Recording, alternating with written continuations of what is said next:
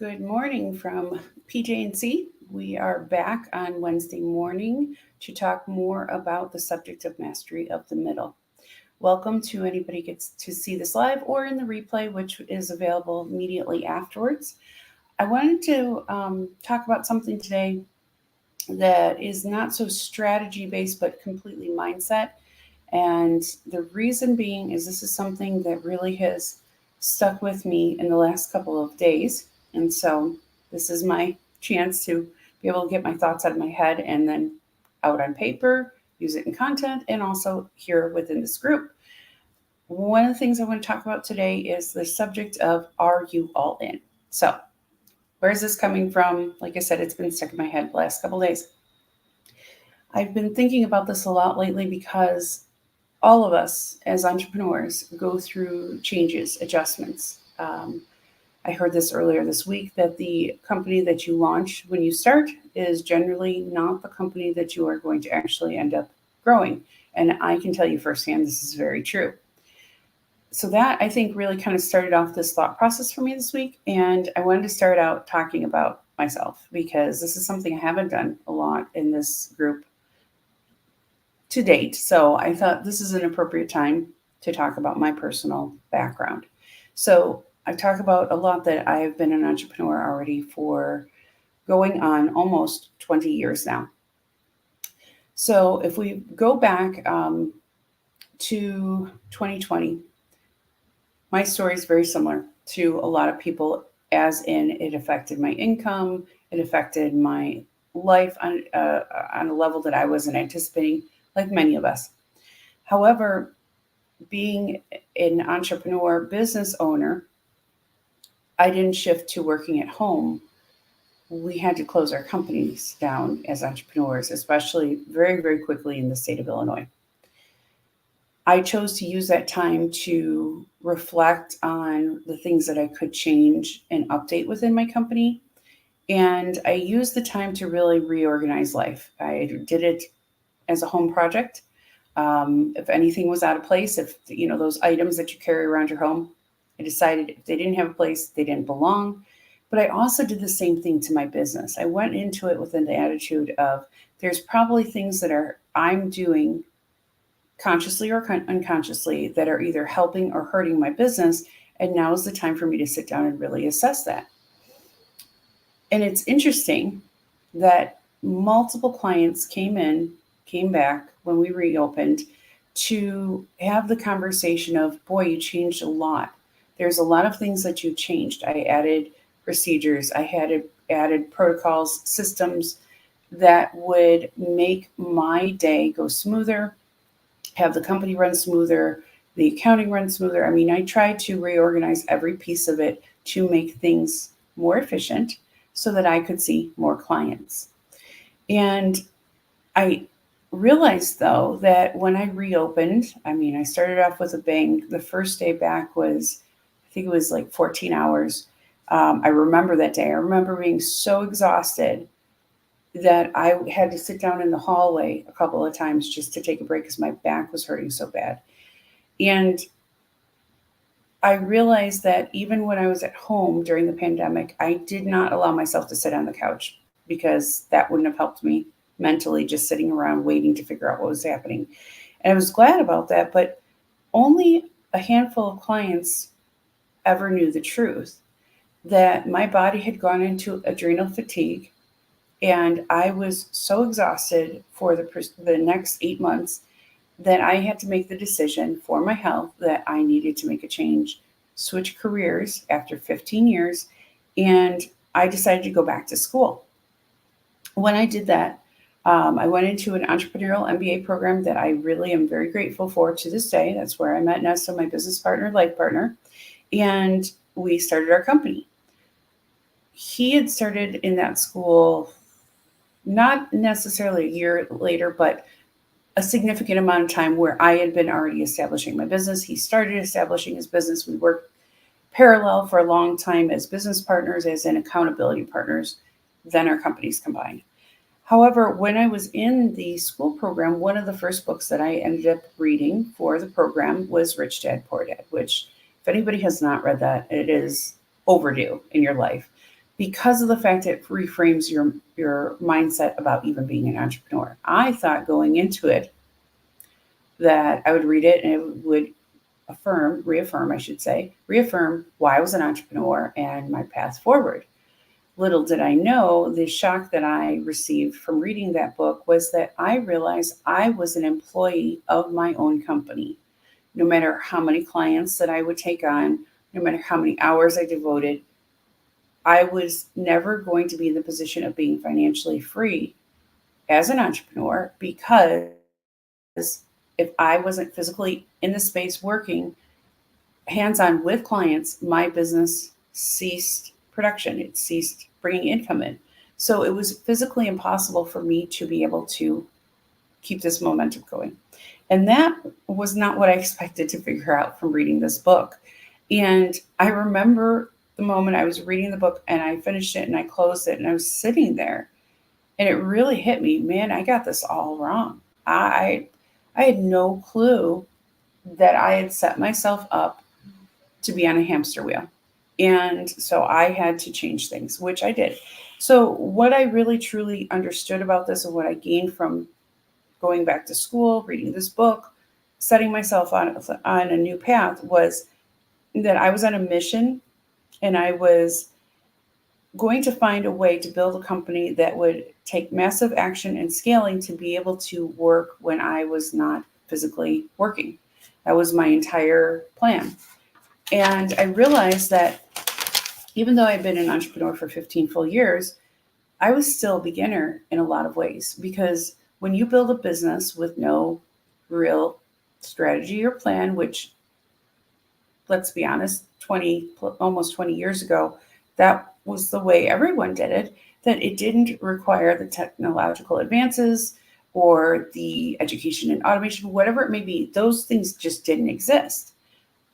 But this drove me to learn the missing pieces that I had within my education as an entrepreneur. And I decided that I was going to create a very methodical daily routine that would help me create momentum. That was one of the things I had decided from the start. However, this is where we bring it full circle to, are you all in? I realized one of the missing ingredients that I did not have at the moment came through a powerful visualization, and I started using it every single day. So I want to say before I give this illustration, I am not advocating giving up your current company and becoming a professional gambler. I am not encouraging gambling. I am using this strictly as a metaphor. But I started imagining sitting at a poker table and knowing that my last dollar was associated with the chips on that table. And I would visualize myself pushing the chips in. And I have often thought about this when I first started learning about the Hermosis and what they were building, some of my mentors, other entrepreneurs I may look up to and admire what they've accomplished. I have often wondered what was the moment when they pushed, or what happened, what triggered it when they pushed their chips all in. And the reason why I'm saying that is because we've heard that story over and over, that they went to a level of commitment that they could not back out. And so the pushing the chips all in illustration for me represented the moment I couldn't back out. And so that's the question I have today. Have we committed to that level where we're all in, that we've already pushed the chips in, not where you're holding them back or where you can pull them back and say, well, I didn't really mean that. Have we gotten to that point? If we could pinpoint one specific day, and this is very interesting. I've heard this a lot lately, that very successful entrepreneurs can actually pinpoint the actual day that they felt like they made it. They reached the level of success. They found the momentum, but that was the day, the decision they made. They sat down and realized, I've accomplished my goal. I've gotten to where I want to, or I'm on the way there, whatever it may be, that equals the success you've envisioned. But I do believe that we can also, if we want to look at a long term, we can also pinpoint the day that we've made the commitment. And that's the day I'm talking about right now. The day you have pushed all the chips in. Now, this is not being reckless. Again, that's why I said I'm not advocating people going out and becoming gamblers. But as an entrepreneur, it's that action step of pushing your chips all in. Some, honestly, I thought about this when I was writing my notes today. I then thought about the fact that, well, gambling is gambling for a reason. We call it gambling because there's some people that seem to have zero luck, and we call it luck when it comes to gambling. And some people have all the luck in the world. What's the missing ingredient there? And I thought the education, even in gambling, even if you want to be a professional poker player at the highest level, there's a lot of education that goes into the game, that goes into reading the others in the room and at the table, predicting behavior, knowing how people will react when they may have a lot of chips in front of them versus their last chip. Things like that are all a part of the strategy and the education that it would require to go from being a gambler that's sitting at a poker player and relying on luck versus somebody that has a strategy that knows the ins and outs of the human behavior, the sociological standpoint of poker. Two completely different games. What I'm asking is, have you committed to getting the education and taking yourself to the level of being the gambler with the playbook, being the gambler with education? Because again, we're not asking for, I'm not asking anybody to commit to gambling. What I am asking to everybody to do is, if you want to be an entrepreneur, to push your chips in and say, I have no way out. Now, this does not also require quitting jobs carelessly. This means massive action daily that will add up to having a tangible company, having a tangible working offer, having employees, whatever it may require to get that dream to become a real thing. But a lot of poker players, a lot of people, I should say, a lot of us think that by just taking massive action, which I'm guilty of, I was for 15 years working super hard. The harder I work, yep, thank you. We have somebody from YouTube. Oh, we know who that is. See, I can't get away with talking about him today. The harder I work, the luckier I get. Yes. And that is kind of misleading for what I'm talking about, for the fact that I am a product of that. For 15 years, the harder I worked, the more clients I had and the more exhaustion I had. That was not leverage. And that is my entire point, that even if somebody chose to be a professional gambler, if you do not have a plan, you do not have the education, there is no hope of making a success of it. So same thing with being an entrepreneur. And obviously that's the best tie-in I can give in this scenario, that some seem from the outside to have the right combination of luck. We could say the same thing about rock star entrepreneurs that we see in social media nowadays. They seem to have all the luck. They were an overnight sensation. They just hit it big. They had an idea that nobody has had before. None of which is true. All of it required planning, massive action, and never giving up. The other day, I heard this scenario, and I apologize if I'm butchering it, but this is what I took away from it, that it's like buying a classic car that doesn't work at the moment, that we wouldn't tinker or get out a manual and drop the engine out of it and leave it sit. We would continually work on it until the car runs and it's enjoyable. That is the same thing that was required as an entrepreneur. It isn't just dropping parts all over a table and saying, somehow it'll work. No, there's a lot that's required to actually get the vehicle running. So both of the scenarios kind of give a little bit of a different perspective, yet they both are saying the same thing, that it requires consistent action and education. Good morning to you as well. So I wrote one last note, or two notes, I should say, that I am trying to take away from this myself. That by pushing our chips all in, I'm required to have a constant drive that no one can match and zero input from anybody that absolutely, I will add this, loves me however, may not have any business expertise in the same areas that I do. There's a lot of people that have great intentions that absolutely love us. Oh, I'm very glad that somebody enjoyed the analogies. Thank you, thank you. Um, the people that are in our circle, they absolutely love us. And I keep hearing this over and over this week, and we hear it all the time. So I'm just going to state it as this is a fact at this point in my life, that we have people that love us, but they do not understand our crazy vision. That is not the person to go to for business advice. So that is one of the rules that I put into this conversation of, if you're going to push your chips all in, it requires you to not request any access or any input from the people that love you but may not have the business knowledge. The other thing that we need to commit to is this is going to require some risk. Why? Can't see the outcome yet. So there is risk involved. I also wrote down that we must be a little crazy, and I will qualify that conversation or the statement, and I will stand by it.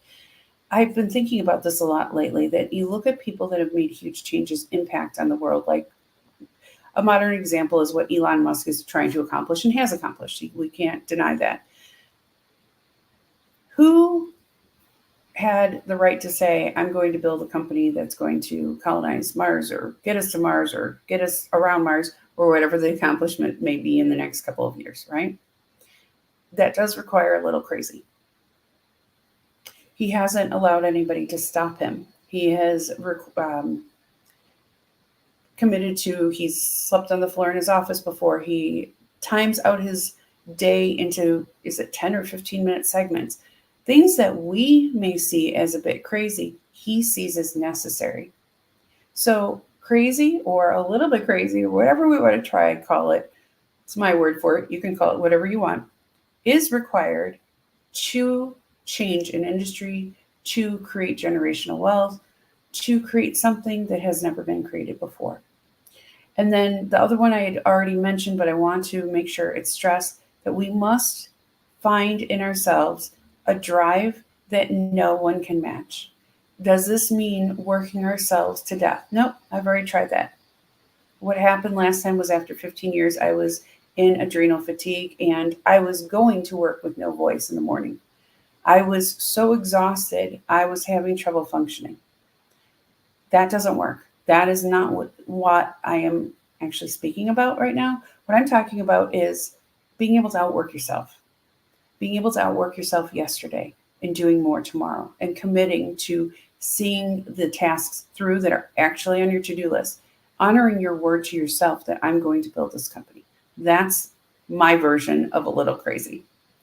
So my last thing that I wanted to say about this and why I wanted to talk about this today is, if we do not recognize this as a part of business building, we will always end up being an employee to our dreams and an employee to the company we build.